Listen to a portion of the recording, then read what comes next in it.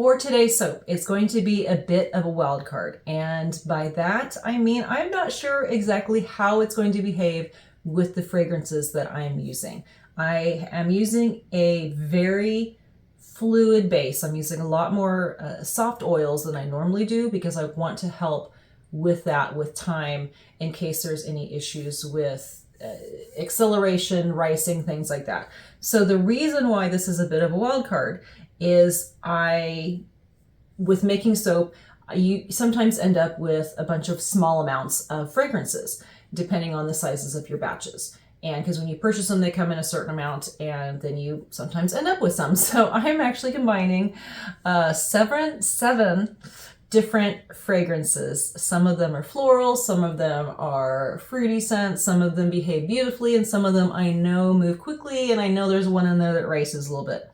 Now, when I have done this in the past, again, a wild card, sometimes when you mix fragrances, it actually helps. Sometimes you get soap on a stick and it moves very, very fast.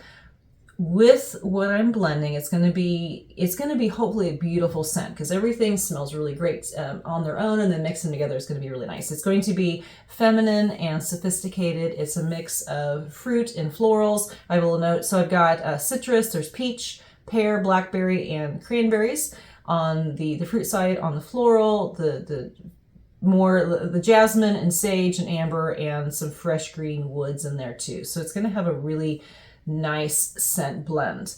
And with this, I'm going to go ahead and do it in, I've got a handmade, you'll see in a little bit, a handmade 30 bar mold, and I'm going to do it in layers. So that way I can see exactly how that first layer is going to behave and kind of gauge it from there for the other layers. So I'm going to do 5 layers, and it's going to be in pink colors. I think that'll be really nice. I've got my little cups here, and I'm going to do it from dark to light, and I'm going to go ahead and do a mica line in between. So I think it's going to be really, really nice. I'm going to wait to see how it smells after cure. I've got all of my scents blended in there. It's a little bit yellow, but that can be deceiving because sometimes that can cause some discoloration.